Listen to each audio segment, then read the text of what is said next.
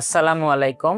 আমার নাম সাবিত সাফওয়ান রিদ্ধি। মেডিকেল ভর্তি পরীক্ষা সেশন 24-25 সারা দেশে 32তম স্থান অর্জন করে ঢাকা মেডিকেল কলেজে অধ্যয়নের সুযোগ পেয়েছি আলহামদুলিল্লাহ। আমার স্কুল ছিল বগুড়া জেলা স্কুল এবং কলেজ ছিল সরকারি আজিজুল হক কলেজ বগুড়া। প্রথমত আমার ছোটবেলা থেকেই ইচ্ছা ছিল, কারণ আমার বাবা একজন ডাক্তার, তো আমার ইচ্ছা ছিল এই লাইনে আসার, যেহেতু এটা একটা নোবেল প্রফেশন। তো আমি তার মধ্যে জেএসসিতে যখন আমার কাজিন চান্স পেয়েছিল মেডিকেলে, তখন থেকে আমি প্রত্যেক বছর আর কি যে মেডিকেল পরীক্ষার যে কোশ্চেনটা হয় দেখতাম, সলভ করার চেষ্টা করতাম। তো এরকম করে আর কি আমার প্রিপারেশনটা আলহামদুলিল্লাহ অনেক মোটামুটি ভালো ছিল।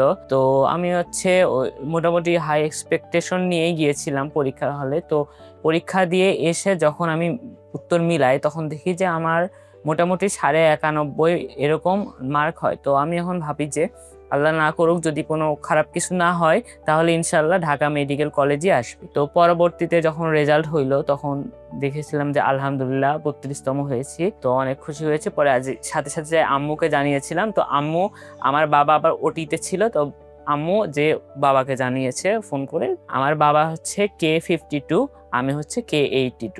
আমার জন্মস্থানও ঢাকা মেডিকেল কলেজ। আমার বাবা হয়েছিলেন 37তম, আমি 32তম। আচ্ছা, মেডিলজিতে আমি ফার্স্ট যেটা শুরু হয়েছে সেটা হচ্ছে মেডিলজি এক্সাম দিয়ে।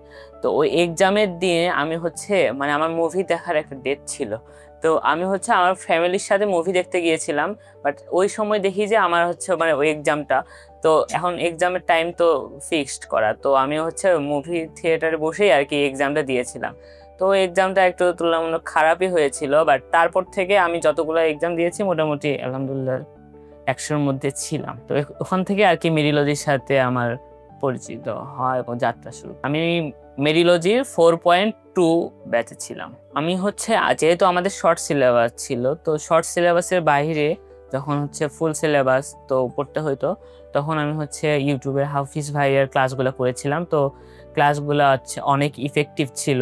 তো ভাইয়ার নেমোনিকগুলো অনেক ইফেক্টিভ ছিল। তো মেইনলি ফিজিক্সের কিছু ক্লাস করেছিলাম, যেমন ওই সেকেন্ড পেপারের তড়িৎ চৌম্বকের যে 2টা অধ্যায় ছিল ওই ক্লাসগুলো করেছিলাম, প্লাস শর্ট সিলেবাসের বাইরে বিভিন্ন চ্যাপ্টারের ক্লাসগুলো করেছিলাম। তো অনেক ইফেক্টিভ ছিল আলহামদুলিল্লাহ। পরীক্ষা প্রশ্নগুলা মোটামুটি ভালো স্ট্যান্ডার্ড ছিল। তো দিতাম পরীক্ষা, তো এভারেজ মার্ক আসতো মোটামুটি 80+ বা এরকম আলহামদুলিল্লাহ।